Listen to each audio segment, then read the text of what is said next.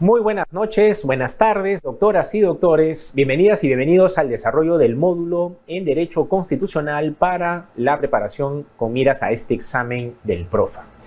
Al respecto, creo que es importante partir primero de señalar que, como algunas o algunos también ya sabrán, el temario PROFA para este año ha cambiado.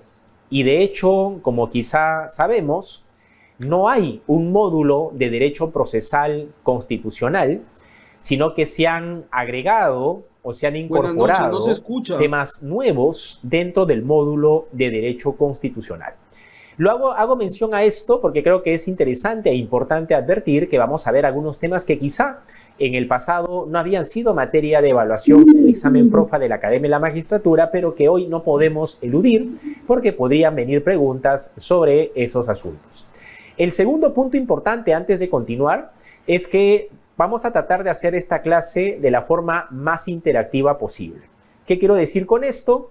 Vamos a plantear la pregunta y mientras yo voy explicando algún marco conceptual o teórico para poder entender la pregunta y eventualmente los distractores, por qué confirmarlos o descartarlos, yo les voy a pedir que a través del chat del Zoom me digan desde su perspectiva cuál consideran que sería la respuesta correcta. En otras palabras, vamos a tratar de que esta clase sea dinámica y que a pesar de que podamos estar distanciados, eso no impide que podamos involucrarnos en el desarrollo de la sesión, poniendo además en desafío, en reto, lo que sabemos sobre los temas que se van a tratar a lo largo de las preguntas que vamos a desarrollar. En ese sentido, entonces, yo les voy a agradecer quienes estén animados o animadas a hacerlo, que a través del chat me puedan indicar la respuesta correcta en función de cómo avancemos con las preguntas. Bien, dicho esto, entonces, sin mayor demora, vamos a arrancar porque son 20 preguntas las que tenemos en agenda y no puede faltarnos absolutamente ninguna no puede quedarnos ninguna en el tintero. Vamos a la primera pregunta, doctoras y doctores, y ustedes me van señalando a través del chat cuál consideran que sería la respuesta correcta. Bien, tenemos ahí en pantalla la primera pregunta y dice así: se refiere a la capacidad del pueblo de darle poder al Estado y establecer las condiciones para su ejercicio a través de la Constitución. Alternativa A, poder constituido. Alternativa B, poder constituyente. Alternativa C, poder fundacional. Alternativa D, poder originario. Muy bien, mientras que van señalando a través del chat, como lo hace la doctora Gutiérrez, ¿cuál creen que sería la opción correcta en esta primera pregunta? Vamos con un marco teórico o conceptual. Lo primero que habría que tener muy en claro es que hay una diferencia muy importante entre lo que es el poder constituyente y lo que son los poderes constituidos. De hecho, si ustedes revisan el temario PROFA, en el temario PROFA se señala que uno de los temas a desarrollar es qué disposiciones jurídicas han sido estatuidas por el poder constituyente. Bueno, ¿cuál es esa diferencia tan importante que debemos tener presente? Si vamos a el carácter fundamental de una constitución, ojo, si vamos a qué hace que una constitución sea una norma fundamental, el carácter fundamental de una constitución se refiere a que es la constitución la norma o el orden jurídico que va a servir de base, de justificación para el ejercicio, sobre todo del poder público, pero también del poder privado. Ese documento normativo tan importante, como todas y todos sabemos, no viene por un acto de magia. No es una imposición divina como se planteaba en las teocracias hace muchos años atrás. Ya como consecuencia de las teorías contractualistas, se alimenta la teoría del poder constituyente, que es una teoría que postula que la voluntad del pueblo, nuestra voluntad, es la que determina no solo la existencia del Estado, sino que producto de esa decisión que hemos adoptado de darle poder al Estado, también hemos establecido que no sea un cheque en blanco, sino condiciones para su ejercicio. Esas condiciones para el ejercicio de ese poder que el Estado ha recibido de nosotros están depositadas en el texto constitucional. Por eso es que si ustedes revisan doctrina contemporánea sobre cuál es el importante rol o papel que una constitución cumple en la actualidad, más allá del carácter fundamental, se hace énfasis a cómo la Constitución opera como parámetro de validez, tanto formal como material, de todo el ordenamiento jurídico. En esa línea, cada actuación del Estado tiene una base, tiene un punto de partida en el texto constitucional. Por ejemplo, si el Estado va a ejercer su función legislativa, si el Estado va a ejercer su función administrativa, si el Estado va a ejercer su función de gobierno, si el Estado va a ejercer la función jurisdiccional, esas funciones vendrían a ser los llamados poderes constituidos, porque son funciones, instituciones u organismos que nacen como producto de la decisión a la que en teoría hemos llegado todos de darle poder al Estado y establecer condiciones para su ejercicio, lo que se conoce como el poder constituyente. Bien, en esta línea entonces, como muy bien han señalado, al unísono, en consenso a través del chat, en el caso de la primera pregunta, la respuesta correcta es la alternativa B, poder constituyente. Muy bien, vamos a la pregunta número 2 y mantenemos la misma dinámica. Revisamos la pregunta y a través del chat ustedes me van indicando cuál consideran que sería la alternativa correcta. La pregunta 2 dice así: ¿cuál de las siguientes materias que corresponde ser desarrollada a través de una ley de desarrollo constitucional tiene prioridad conforme a la octava disposición final y transitoria? Y ustedes dirán, a ver, profesor, yo no recuerdo que en exámenes profa quizá anteriores, o no he tenido referencias de que en preguntas se hagan alusión a artículos específicos de la Constitución. Sin embargo, lo cierto es que si revisamos el temario profa para este año, eso es lo que pasa, que dentro del temario se hace énfasis o mención a capítulos o artículos particulares de la Constitución que debemos estudiar. ¿De acuerdo? Por eso entonces vamos a la pregunta número 2. Vuelvo a hacer la pregunta e invito para que a través del chat me señalen su respuesta correcta. ¿Cuál de las siguientes materias que corresponde ser desarrollada a través de una ley de desarrollo constitucional tiene prioridad conforme a la octava disposición final y transitoria de la Constitución? Alternativa A, derecho a la vida y otros derechos fundantes. Alternativa B, procesos constitucionales de la libertad y orgánicos. Alternativa C, eliminación progresiva de los monopolios legales. Alternativa D, centralización y desconcentración del poder. A ver, doctoras y doctores, acá esta es una pregunta que para responderla no tenemos más remedio que acudir a lo que nos dice la octava disposición final y transitoria. Y si ustedes revisan la octava disposición final y transitoria, ahí se hace mención de forma expresa a un conjunto de materias que prioritariamente se tienen que regular a través de esas leyes de desarrollo constitucional.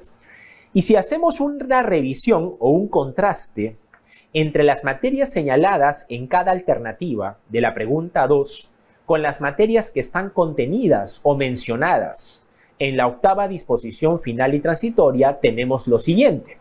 Alternativa A dice, derecho a la vida y otros derechos fundantes. Esa no se marca. Si revisamos la octava disposición final y transitoria, muy a pesar de lo importante que pueda ser para todas y todos el desarrollar las condiciones para el ejercicio de los derechos fundamentales, esta materia no está recogida en la octava disposición final y transitoria. Alternativa B, procesos constitucionales de la libertad y orgánicos. Nuevamente, a algunos o algunas quizá les puede jalar la vista esta opción porque decimos, vamos, así como hay derechos fundamentales que son importantes para todas y todos, los mecanismos para su defensa o para la defensa de la jerarquía normativa de la Constitución deben gozar de la misma relevancia. El detalle, doctoras y doctores, es que si vamos, como invito a que lo hagan, a la octava disposición final y transitoria de la Constitución, resulta que los procesos constitucionales, ya sea de la libertad, destinados a proteger derechos fundamentales, o los procesos constitucionales orgánicos, llamados a defender la jerarquía normativa de la Constitución y las competencias constitucionalmente establecidas, no está prevista como una materia a ser desarrollada vía una ley de desarrollo constitucional. Veo que aquí tenemos opiniones divididas a través del chat. Y lo digo porque ya hemos llegado a las alternativas C y D, y de acuerdo con lo que puedo advertir en el chat, hay quienes señalan la C y hay quienes señalan la D. Bueno, vamos a partir por la que no es. La alternativa D, doctoras y doctores, la alternativa D de dedo, no es correcta. Y ustedes dirán, ¿pero por qué? Porque para esto es importante que manejemos rigurosidad conceptual. Cuando vamos a enfrentar nuestro examen PROFA, doctoras y doctores, tenemos que ser muy rigurosos o rigurosas en el manejo de conceptos. Cuando uno revisa la octava disposición final y transitoria de la Constitución, puede ver que ahí se hace mención a que prioritariamente, vía ley de desarrollo constitucional, se van a emitir estas normas con el propósito de desarrollar la descentralización del poder. Descentralización. No dice desconcentración, ni mucho menos dice centralización. La octava disposición final y transitoria alude a la descentralización del poder. Y el detalle, doctoras y doctores, que no es un asunto menor, es que la alternativa D hace más bien referencia a la centralización y desconcentración, para que quede clara la diferencia y no nos perdamos en el camino. ¿Cuáles son las diferencias, se preguntarán ustedes, entre centralización, desconcentración y descentralización? Pues muy simple. En la centralización, mucha atención, las entidades regionales o locales se van a limitar a transmitir o ejecutar lo que haya sido decidido por el gobierno central. Eso es uno. Dos, en la desconcentración, el gobierno central delega competencias en las entidades regionales o locales. Como consecuencia de la desconcentración, esas entidades regionales o locales van a ejercer competencias, pero no son suyas. Porque acuérdense que el gobierno central se las ha delegado. Es más, en una desconcentración, la relación entre estas entidades regionales o locales y el gobierno central va a ser una relación de jerarquía, porque nunca las competencias habrían sido transferidas, lo que nos lleva a reconocer que en un Estado unitario desconcentrado, esas entidades regionales o locales tampoco son autónomas. ¿Y qué pasa en un Estado unitario descentralizado? Pues otra cosa, muy diferente. Para empezar, en un Estado unitario descentralizado, las competencias se transfieren del gobierno nacional a los gobiernos regionales o locales. Eso es uno. Dos, como las competencias se transfieren, estas entidades regionales o locales van a gozar de autonomía. Y tres, si entrasen en conflicto un gobierno local o regional con el gobierno nacional, ese conflicto se tendría que resolver no sobre la base del principio de jerarquía, porque recuerden que en un Estado unitario descentralizado hay autonomía. El principio que aplicaremos, entre otros, sería el de competencia. En ese sentido, vean ustedes que hay una diferencia muy importante de carácter conceptual que nos permite descartar la alternativa D, que hace más bien referencia a la centralización y a la desconcentración en lugar de la descentralización.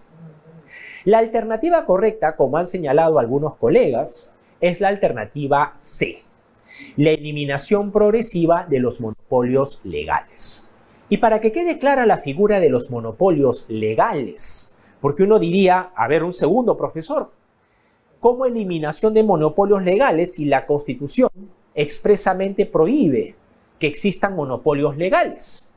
Lo que pasa es que esa disposición final y transitoria, doctoras y doctores, está ubicada en ese lugar porque no olvidemos que como consecuencia del cambio del régimen económico de la Constitución, espacios del mercado que eran de atención exclusiva de parte del Estado, como los servicios públicos, necesitábamos abrirlos al ámbito privado para que el empresario se vea interesado en brindar esos servicios. Pero para eso es necesario invertir.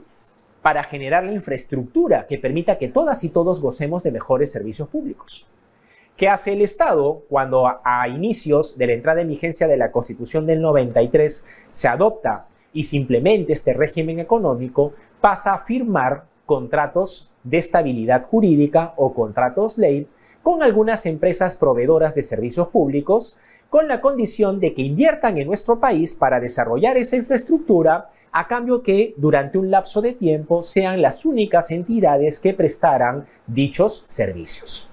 Por eso es que la Constitución nos dice, prioritariamente hay que eliminar los monopolios legales porque no están destinados a mantenerse a lo largo de todo el tiempo, sino que tenían una naturaleza estrictamente temporal. En ese sentido, doctoras y doctores, la respuesta correcta a la pregunta número 2 sería la alternativa C, eliminación progresiva de los monopolios legales. Vamos con la pregunta número 3. Y dice así, vamos acá a la pantalla. La pregunta dice así: de acuerdo con el nuevo Código Procesal Constitucional, en torno al precedente constitucional vinculante, cabe sostener lo siguiente.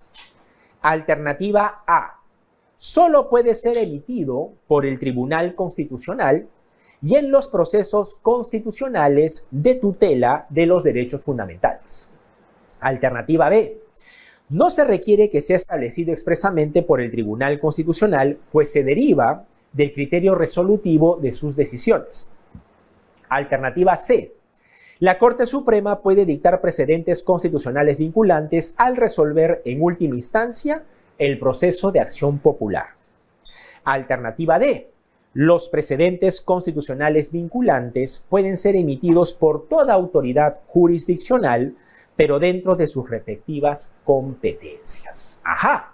Esta es una pregunta, la número 3, que hace referencia a una institución que ha sido incorporada al ordenamiento jurídico peruano desde hace ya algunos años atrás. Y sin perjuicio, muy bien lo han estado haciendo a través del chat, ¿cuál consideran que sería la respuesta correcta en la pregunta número 3? Vamos con una explicación para tener un marco conceptual o teórico que nos ayude a enfrentar esta pregunta eventualmente en nuestro examen profe. En el año 2004, como muchas y muchos recordaremos, entró en vigencia el primer Código Procesal Constitucional en nuestro país.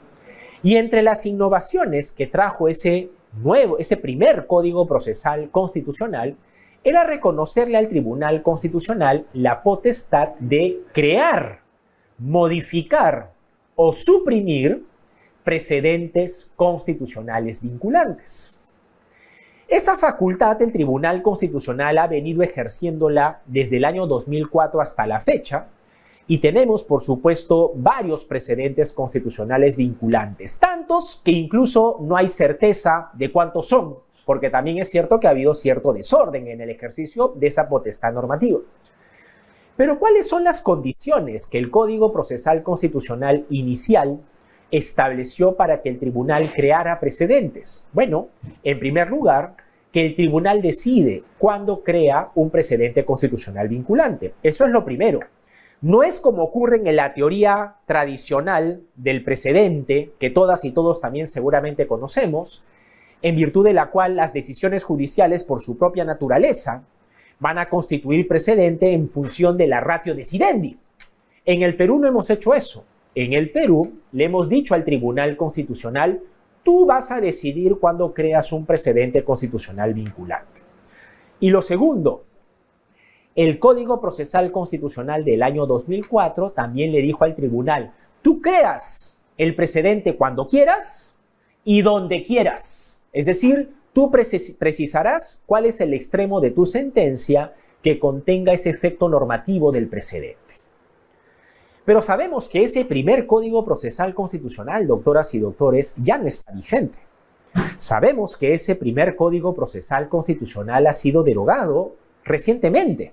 En el año 2021 aparece en escena en nuestro país un nuevo Código Procesal Constitucional.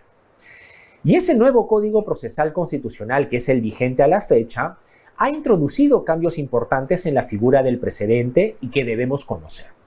¿Cuáles son esos cambios? Los más importantes son estos. Primero, No solo el Tribunal Constitucional, a partir del nuevo Código Procesal Constitucional, va a poder crear precedentes, sino también la Corte Suprema cuando resuelva en última y definitiva instancia el proceso de acción popular. Esto quiere decir entonces que desde el año 2021, esa potestad normativa de crear precedentes constitucionales vinculantes de ser exclusiva del Tribunal Constitucional. Sí, pues, de hecho, a la fecha, la Corte Suprema está facultada para crear también precedentes constitucionales vinculantes, pero no en cualquier caso. De acuerdo con el nuevo Código Procesal Constitucional, y esto no se ha modificado, solamente cuando actúa en última instancia al resolver el proceso de acción popular. Bien, con este contorno general, doctoras y doctores, sobre lo que vendría a ser el precedente constitucional vinculante, tras esta explicación muy breve, por supuesto, y muy rápida, de los antecedentes de la institución a cómo está regulada hoy por hoy, vamos a nuestras alternativas para determinar cuál sería la correcta. A través del chat veo que nadie ha señalado como alternativa correcta ni la A ni la B. Eso es un golazo. Porque esto quiere decir que al menos para nadie las alternativas A y B han funcionado como un distractor. Eso está muy bien. Pero sí advierto a través del chat que tenemos colegas que se baten entre la alternativa C y la alternativa D. Bueno, vamos a descartar primero la que no es y vamos a explicar luego la que sí es. La alternativa D, doctoras y doctores, no es correcta. La alternativa D, doctoras y doctores, no es correcta. ¿Por qué no es correcta? Porque si tuviéramos que ser precisos respecto de qué instituciones o entidades están facultadas a dictar, crear, suprimir, derogar, eliminar, como lo quieran llamar, o modificar precedentes constitucionales vinculantes en el Perú, son solamente dos: el Tribunal Constitucional y la Corte Suprema cuando resuelve en última y definitiva instancia el proceso de acción popular. Por este motivo, la alternativa D no puede ser marcada como correcta, porque la alternativa D deja entrever que los precedentes constitucionales vinculantes pueden ser dictados por toda autoridad jurisdiccional, y eso no es lo que el nuevo Código Procesal Constitucional establece. La alternativa correcta, en la línea de la explicación que he hecho, es en definitiva entonces la alternativa C, como de hecho han señalado varios colegas. ¿Qué dice la alternativa C? La Corte Suprema puede dictar precedentes constitucionales vinculantes al resolver en última instancia el proceso de acción popular. Bien, superamos entonces la pregunta número 3 y vamos a la pregunta número 4. La pregunta 4 dice así. Vamos a ponerla en pantalla. Ahí está. Conforme a lo dispuesto en la cuarta disposición final y transitoria de la Constitución y la jurisprudencia del Tribunal Constitucional, marque la alternativa incorrecta. Sugerencia. Redondeamos, marcamos incorrecta para que no nos confundamos y terminemos señalando la correcta. Aquí el enunciado de la pregunta pide que identifiquemos la opción que no es correcta. Dicho esto, vamos a las opciones. Alternativa A. Los tratados sobre derechos humanos no forman parte de los parámetros para el control de constitucionalidad, pero sí para interpretar derechos. Alternativa B. La jurisprudencia de la Corte Interamericana de Derechos Humanos constituye parámetro para el control de constitucionalidad. Alternativa C. Los tratados sobre derechos humanos forman parte del conjunto de parámetros para el control de constitucionalidad. Alternativa D. La Constitución no establece expresamente que los tratados sobre derechos humanos tienen rango constitucional. Bien, a ver, doctoras y doctores, para poner un marco conceptual o teórico para enfrentar la pregunta, mientras a través del chat me señalan cuál consideran que es la respuesta correcta. Recuerden que tienen que marcar la alternativa que no es, ¿ah? La alternativa que no es, ¿ya? Ok, dicho esto, vamos. Cuando uno hace una comparación entre la Constitución de 1993 y la Constitución de 1979, encontramos una primera diferencia clave en cuanto a los tratados sobre derechos humanos. Y es que a diferencia de la Constitución de 1979, que sí decía de forma expresa que los tratados sobre derechos humanos tienen rango constitucional, la Constitución del 93 no recogió una disposición parecida. Es más, durante toda la década del 90, doctoras y doctores, había un debate abierto en nuestro país acerca de qué rango tenían los tratados sobre derechos humanos, ya sea constitucional o legal. Había un debate abierto. Es más, dentro de la cacería de jurisprudencia que hacemos, les cuento que hay un proceso de cumplimiento que se resolvió allá por la década del 90 y que deja entrever que el Pacto Internacional de Derechos Civiles y Políticos tiene rango de ley. Entonces la pregunta del millón es, ¿y en qué momento esto se resolvió? ¿O es que acaso se mantiene así a la fecha? Lo cierto es que esto ha cambiado. Una vez que el Tribunal Constitucional se reúne nuevamente, porque no olvidemos que durante la década del 90 algunos de los magistrados habían sido destituidos, entre las primeras decisiones que adopta va a haber una en particular en la que va a dejar en claro que los tratados sobre derechos humanos, por mandato de la cuarta disposición final y transitoria de la Constitución, forman parte de los parámetros para el control de constitucionalidad. Y ustedes dirán, profesor, pásenos la sentencia. Ajá, aquí va. Tomen nota, por favor, el expediente, bien, la sentencia en la que el Tribunal Constitucional va a establecer. Ya no se preocupen que ahorita van a ponchar la pizarra para que lo vean. Ahí está. Entonces, la sentencia en la que el Tribunal Constitucional zanja la discusión y sostiene que en virtud de la cuarta disposición final y transitoria de la Constitución, los tratados sobre derechos humanos deben ser considerados parámetro de control de constitucionalidad, es la sentencia del Tribunal Constitucional recaída en el expediente 047-2004-AI/TC. Bien, sentencia del expediente 047-2004-AI/TC.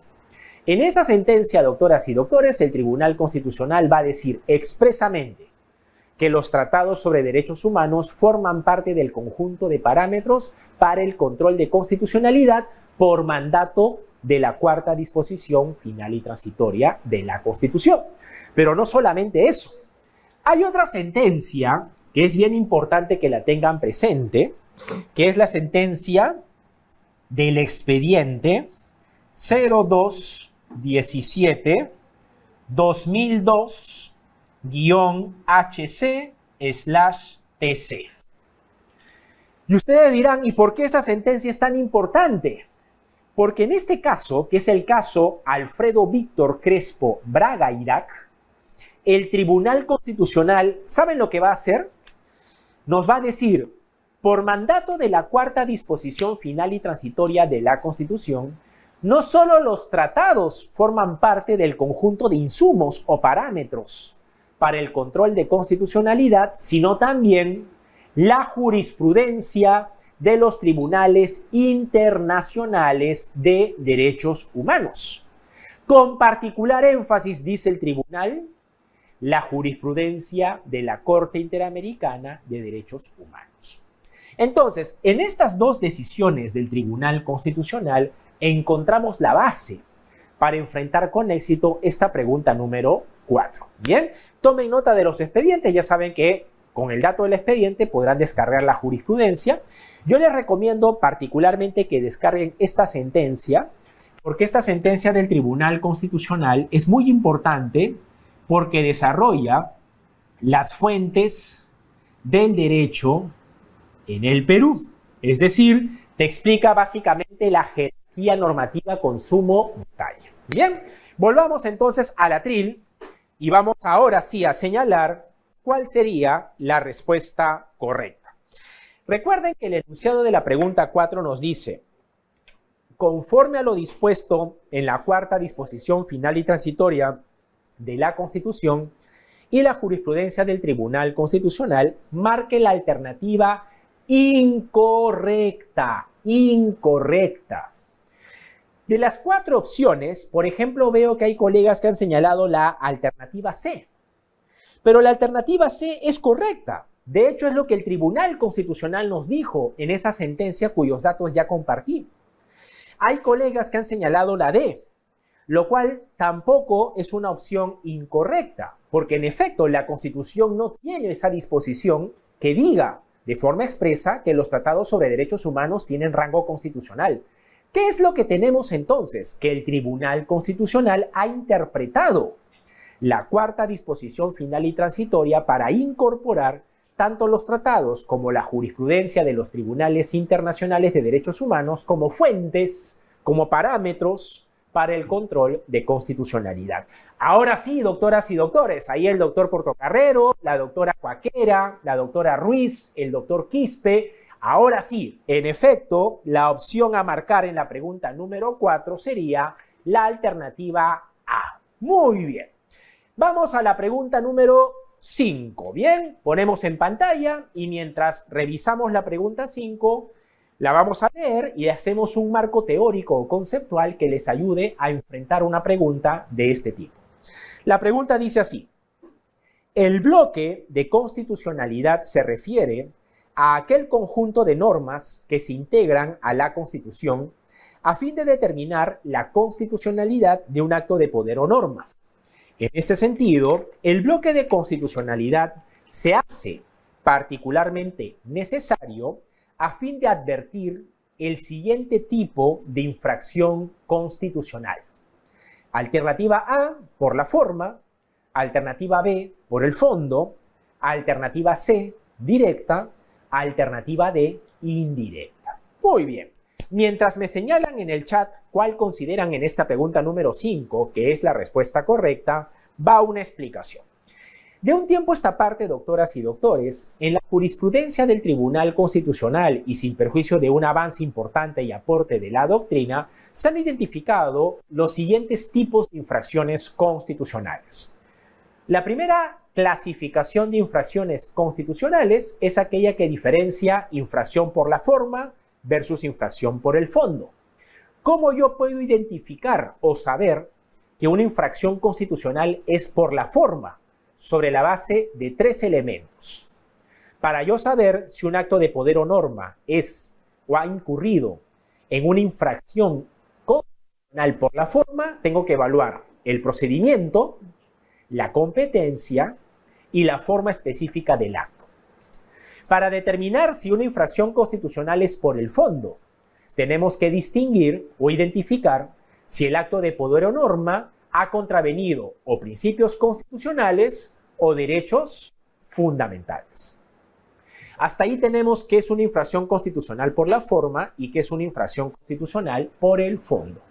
Segunda clasificación: infracción constitucional total versus infracción constitucional parcial. ¿Cuál es la diferencia? Una infracción constitucional, doctoras y doctores, es total cuando todo el acto de poder o norma es contrario a la Constitución. En cambio, una infracción constitucional es parcial cuando solo parte del acto de poder o norma no se ajustaría al texto constitucional. Y una tercera clasificación de las infracciones constitucionales es esta que distingue entre una infracción constitucional directa y una infracción constitucional indirecta. ¿Cuándo estamos ante una infracción constitucional directa? Cuando para determinar la inconstitucionalidad del acto de poder o norma me basta con la Constitución. En cambio, una infracción constitucional es indirecta cuando necesito de otras normas, además de la Constitución, para determinar si ese acto de poder o norma es conforme o no con la Constitución. Entonces, la infracción directa, repito, basta con contrastar el acto de poder o norma con la Constitución y surge la inconstitucionalidad. En la infracción constitucional indirecta, no me basta con la Constitución, sino que requiero sumar a la Constitución otras normas con el propósito de determinar si la infracción de la Constitución se ha producido. Muy bien.